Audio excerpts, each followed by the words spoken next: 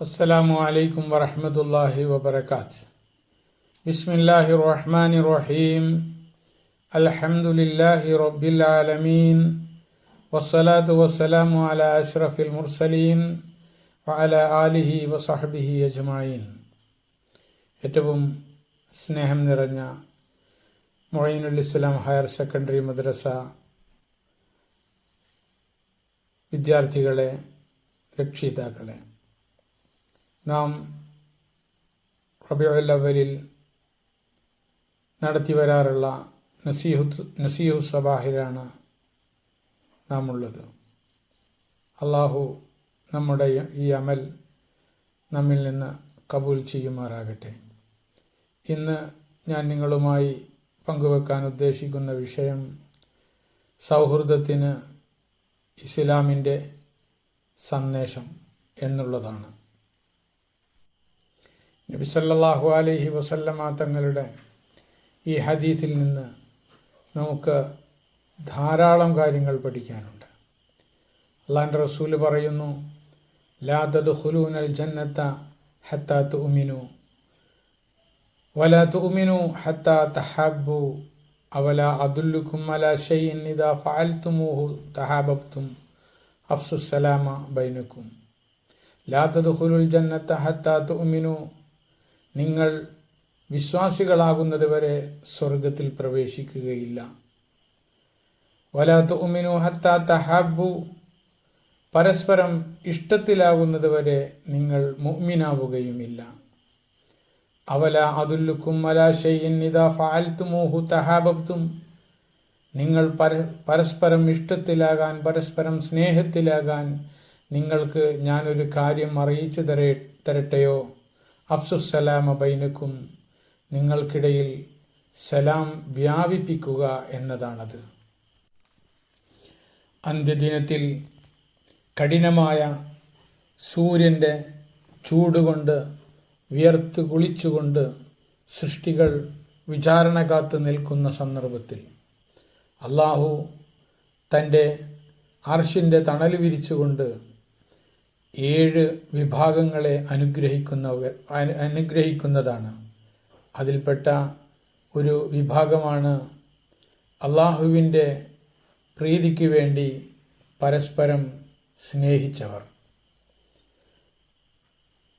പ്രത്യേകം ഈ വിഭാഗത്തിന്, അള്ളാഹുവിൻ്റെ മാർഗത്തിൽ സ്നേഹിച്ച ഈ വിഭാഗത്തിന് അർശിൻ്റെ തണലുകൊണ്ട് തണലേകുമെന്ന് അള്ളാഹുവിൻ്റെ പ്രവാചകൻ നമ്മെ പഠിപ്പിക്കുമ്പോൾ, അതുപോലെ മേലുദ്ധരിച്ച ഹദീസിൻ്റെ പശ്ചാത്തലത്തിൽ നമുക്ക് മനസ്സിലാക്കാൻ കഴിയുന്നത് പരസ്പര സ്നേഹം എന്നത് ഇസ്ലാമിൻ്റെ പ്രത്യേകതയാണ്. നമ്മുടെ ജീവിതത്തിൽ സുഹൃത്തുക്കൾ ചെലുത്തുന്ന സ്വാധീനം വളരെ വലുതാണ്. അതുകൊണ്ടാണ് നിന്റെ സുഹൃത്തിനെ എനിക്ക് കാണിച്ചു തന്നാൽ നീ എങ്ങനെയുള്ള ആളാണെന്ന് ഞാൻ പറഞ്ഞു തരാമെന്ന് നമുക്കിടയിൽ വ്യാപകമായി പറയാറുള്ളത്. ഇസ്ലാം എന്നാൽ കേവലം ഒരു മതമല്ല, അതൊരു ജീവിത രീതി കൂടിയാണ്. അതിനാൽ തന്നെ നമ്മുടെ ജീവിതത്തിലെ പ്രധാനപ്പെട്ട ഒരു ഘട്ടമാണ് സൗഹൃദം എന്നത്. ജീവിതത്തിലെ സമസ്ത മേഖലകളിലും എങ്ങനെ പെരുമാറണമെന്ന് പ്രതിപാദിച്ചതുപോലെ സുഹൃത്തുക്കളുമായി എങ്ങനെ ചിലവഴിക്കണമെന്നും എങ്ങനെ മുന്നോട്ട് പോകണമെന്നും ഇസ്ലാം നമുക്ക് വരച്ച് കാണിച്ചു തരുന്നുണ്ട്. ഇസ്ലാമിൻ്റെ ശരിയായ മാർഗനിർദ്ദേശങ്ങൾ അനുസരിക്കാതെ സൗഹൃദങ്ങൾ പരാജയത്തിലേക്ക്, അത് ഒന്നുകിൽ ഈ ലോകത്ത് വെച്ച് തന്നെയാകാം, അല്ലെങ്കിൽ ആ പരാജയം പരലോകത്ത് വെച്ചായിരിക്കാം. സൗഹൃദബന്ധം സ്ഥാപിക്കുന്നതിൽ ഞാൻ മേലെ പറഞ്ഞതുപോലെ ഇസ്ലാം ചില വ്യവസ്ഥകളും നിർദ്ദേശങ്ങളും മുന്നോട്ട് വെക്കുന്നുണ്ട്.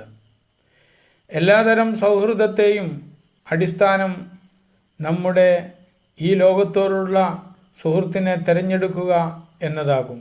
അതിലപ്പുറം നമ്മുടെ പരലോക ജീവിതത്തിന് മുതൽക്കൂട്ടാവുന്ന, ഉപകരിക്കുന്ന ഒരു സുഹൃത്തിനെ തിരഞ്ഞെടുക്കാനാണ് നാം എപ്പോഴും ശ്രദ്ധിക്കേണ്ടത്. അല്ലാതെ ഇഹലോകത്തെ നേട്ടം മാത്രം മുന്നിൽ കണ്ടല്ല സുഹൃത്തുക്കളെ തിരഞ്ഞെടുക്കേണ്ടത്. പരിശുദ്ധ ഖുർആനിൽ അള്ളാഹു പറയുന്നു, വൽ മുഅ്മിനൂന വൽ മുഅ്മിനാത്തു ബഅ്ളുഹും ഔലിയാഉ ബഅ്ള്. സത്യവിശ്വാസികളായ സ്ത്രീകളും പുരുഷന്മാരും പരസ്പരം സഹായികളാണ്. യഅ്മുറൂന ബിൽ മഅറൂഫി വയൻഹൗന അനിൽ മുൻകരി വയുഖീമൂന അസ്സലാത്ത വയുതൂന അസ്സകാത്ത വയുതീഊന അല്ലാഹ വറസൂലഹു ഉലൈക സയർഹമുഹുമുല്ലാഹു ഇന്നല്ലാഹ അസീസുൻ ഹകീം.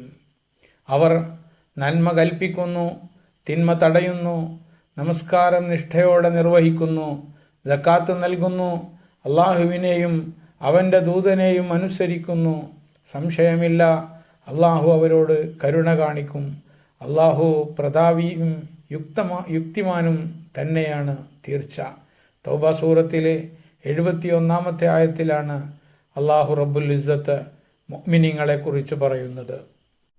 ഇതിൽ നിന്ന് നമുക്ക് മനസ്സിലാക്കാം, നമസ്കാരം നിലനിർത്തുന്നവനും സക്കാത്ത് കൊടുക്കുന്നവനും മറ്റു സൽക്കർമ്മം ചെയ്യുന്നവനും തൻ്റെ മുഅ്മിനിനോട്, തൻ്റെ സുഹൃത്തിനോട് ചെയ്യേണ്ട ഏറ്റവും പ്രധാനപ്പെട്ട വസിയത്ത് നിസ്കരിക്കാൻ, അവൻ ചെയ്യുന്ന നന്മകൾ മറ്റുള്ള തൻ്റെ സുഹൃത്തിനും പകർന്നു കൊടുക്കുക എന്നതാണ്. അതാണ് അവനോട് ചെയ്യുന്ന ഏറ്റവും നല്ല സുഹൃത്ത്, അവനോട് ഏറ്റവും ഇഷ്ടമുള്ള സുഹൃത്ത്. ആഖിറത്തിൽ എൻ്റെ സുഹൃത്ത് തീയിൽ വെന്ത് കരയരുത്, അവൻ എന്നെപ്പോലെ നല്ലവനാകണമെന്ന് ആഗ്രഹിച്ച് അവനെയും നന്മയിലേക്ക് ക്ഷണിക്കുന്നവനാണ് എന്ന് നമുക്ക് തൗബ സൂറത്തിൽ നിന്ന് മനസ്സിലാക്കാൻ കഴിയും. അതുപോലെ സൂറത്തുൽ ഹുജറാത്തിലെ 10-ാമത്തെ അധ്യായത്തിൽ നമുക്ക് വായിക്കാം, അവിടെ പറയുന്നത്, സത്യവിശ്വാസികളെ, നിങ്ങൾ പരസ്പരം സഹോദരങ്ങളാണ്. അതിനാൽ നിങ്ങൾ നിങ്ങളുടെ സഹോദരങ്ങൾക്കിടയിൽ ഐക്യമുണ്ടാക്കുക, നിങ്ങൾ അള്ളാഹുവിനെ സൂക്ഷിക്കുക, നിങ്ങൾക്ക് അള്ളാഹുവിൽ നിന്ന് കരുണ കിട്ടിയേക്കും. അള്ളാഹുവിൽ നിന്ന് കരുണ കിട്ടുന്നതിന് വേണ്ടി, അള്ളാഹുവിൻ്റെ പ്രീതി നേടുന്നതിന് വേണ്ടി തൻ്റെ സുഹൃത്തിനെ ആകാവുന്ന രീതിയിൽ നാം സഹായിക്കുക എന്നുള്ളതാണ് അതിൽ പ്രധാനമായി നാം മനസ്സിലാക്കേണ്ടത്. സഹായം എന്നത് ഇസ്ലാമിൻ്റെ വീക്ഷണത്തിൽ ഇബാദത്തിന് വേണ്ടി അവനെ സഹായിക്കുക എന്നത് തന്നെയാണ്. ഇന്നത്തെ നസീഹത്തു സ്വബാഹിൽ നിങ്ങളോട് ചോദിക്കുന്നത് ഞാൻ ആദ്യമേ ഓതിവെച്ച ഹദീസിൽ നിന്നാണ്. നിങ്ങളിലൊരാളും വിശ്വാസിയാകുന്നതുവരെ സ്വർഗത്തിൽ പ്രവേശിക്കുകയില്ല, പരസ്പരം സ്നേഹിക്കുന്നതുവരെ വിശ്വാസിയാവുകയുമില്ല. പരസ്പരം സ്നേഹമുണ്ടാകാൻ ഞാൻ നിങ്ങൾക്കൊരു കാര്യം പറഞ്ഞു തരട്ടെയോ? അത് സലാം വ്യാപിപ്പിക്കലാണെന്നാണ് നബി സല്ലല്ലാഹു അലൈഹി വസല്ലമ തങ്ങൾ പറഞ്ഞത്. ചോദ്യം ഇതാണ്, നബി സല്ലല്ലാഹു അലൈഹി വസല്ലമ തങ്ങൾ പരസ്പരം സ്നേഹമുണ്ടാകാൻ എന്താണ് പറഞ്ഞത്? സൗഹൃദബന്ധത്തിൻ്റെ പ്രാധാന്യമാണ്.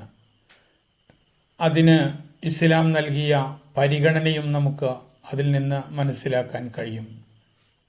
അപ്പോൾ നന്മ പ്രചരിപ്പിക്കാനും തിന്മ തടയാനും ആളുകളുമായി സഹകരിച്ച് പ്രവർത്തിക്കാനാണ് ഇസ്ലാം നമ്മോട് ആഹ്വാനം ചെയ്യുന്നത്. പരസ്പരം ഇഷ്ടപ്പെടുന്ന കൂട്ടുകെട്ടുകൾ പടുത്തുയർത്താനാണ് നിങ്ങൾ ശ്രമിക്കേണ്ടത്. തീർച്ചയായും ഐക്യം തന്നെയാണ് മഹാബലം. ഓരോ ഐക്യവും അള്ളാഹു റബ്ബുൽ ഇസ്സത്തിൻ്റെ പ്രതിഫലത്തെ ലക്ഷ്യം വെച്ചുള്ളതാവണം. ഇതാണ് ഇസ്ലാം വാദിക്കുന്ന സൗഹൃദം. അതിനാൽ തന്നെ നേട്ടങ്ങളും പ്രതിഫലവും ആഗ്രഹിച്ചല്ല നാം സുഹൃത്ത് ബന്ധം കെട്ടിപ്പടുക്കേണ്ടത്. പരലോകത്തിൽ അന്തിമവും ശാശ്വതവുമായ ആനന്ദമുണ്ടാക്കുന്ന അടിസ്ഥാനപരമായ മുസ്ലിങ്ങൾ വിശ്വസിക്കുന്ന പരലോകത്തിന് മുൻതൂക്കം നൽകിക്കൊണ്ടാണ് നാം സൗഹൃദബന്ധം സ്ഥാപിക്കേണ്ടത്. ആധുനിക കാലത്ത് ഏറെ അപജയങ്ങളെ ക്ഷണിച്ചു വരുത്തിയ പല സുഹൃത്ത് ബന്ധങ്ങളും നമുക്ക് കാണാൻ സാധിക്കും ഈ കാലത്ത്. അത് വളരെയധികം ശ്രദ്ധിക്കുകയും നാം ഒരു മുസ്ലിമാണെന്ന ബോധം നമുക്കുണ്ടാവുകയും വേണം. അള്ളാഹു നമ്മുടെ ബന്ധങ്ങളെയൊക്കെ ഖൈറിൻ്റെ വഴിയിലാക്കി തരുമാറാകട്ടെ. അസ്സലാമു അലൈക്കും വറഹ്മത്തുള്ളാഹി.